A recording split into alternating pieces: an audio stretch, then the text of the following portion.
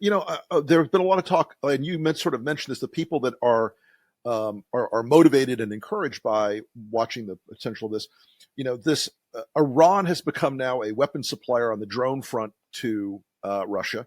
Iran's behavior throughout the Middle East is now as aggressively forward as I've seen it in decades.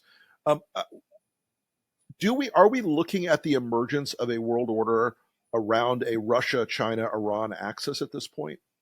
Yeah, I mean, I've written exactly that. I mean, I think the so-called post-Cold War era is over, Yep. and I think it ended last year with the various visits between Xi Jinping and Vladimir Putin. It is definitely a Sino-Russian axis, different from the Cold War because China is the dominant partner, Mm-hmm. Russia is the junior partner. They do have their satellites and outliers: North Korea, Iran, Syria, Belarus, maybe a couple of others.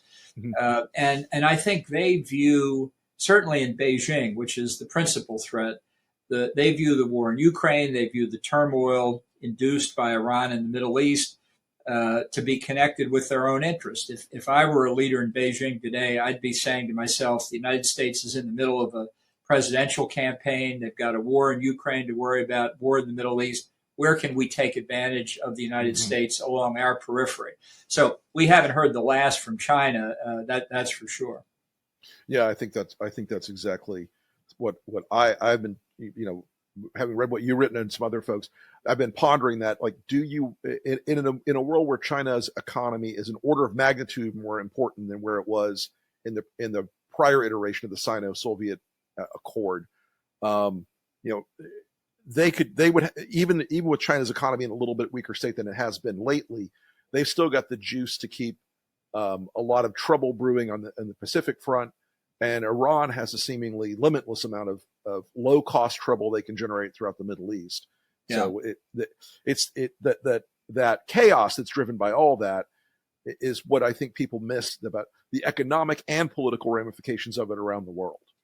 Yeah, and look, China faces a century-long reduction in its population. It'll Mm-hmm. result in decline in its economy, decline in its military power. But those who say what that really means is, while we've got long-term good prospects in the near term, which I'll call 20 years, Sure. China knows this too, and this is the period of maximum threat from China deploying those resources to solidify its position for what they too have to see as a risk of decline. Mm-hmm. Well, one of the things I'm very curious about as we go forward into, if there is a second Trump term, the fundamental rule of government. You've served in government for many decades. You've been in the national security and diplomatic space since the 1980s. You understand it better than probably almost anybody out there. That personnel is policy.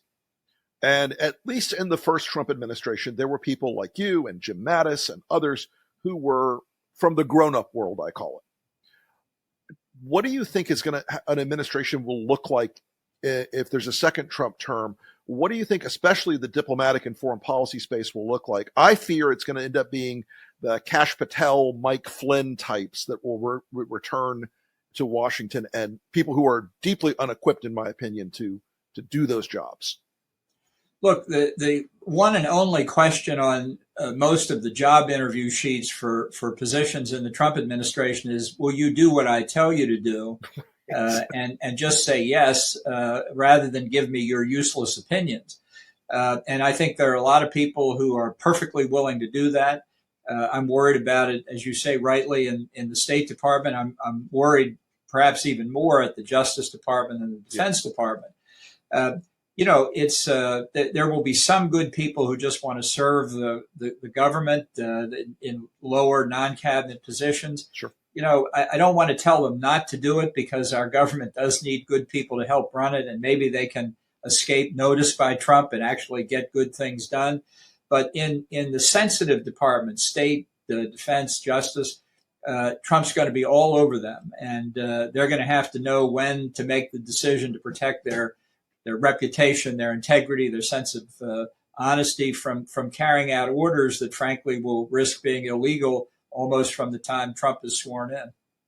I think that's right, and it's a pattern we've seen now more explicitly, that loyalty is the only criteria, and when I was a young dumbass Schedule C in the first Bush administration, working in the Defense Department with Secretary Cheney, no one ever asked me, "Are you going to blindly follow orders?" The only oath you swore, whether you were a cabinet member or the lowest special assistant, was, "Are you going to swear full faith to the allegiance to the Constitution?"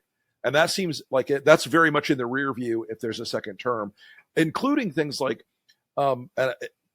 They're saying they don't want to go through the appointment process. They just want to do interims for everything, actings for everything, which I think is tremendously dangerous for the credibility of those people. If they're dealing with foreign counterparts, you're the acting sort of temporary guy. You're not confirmed.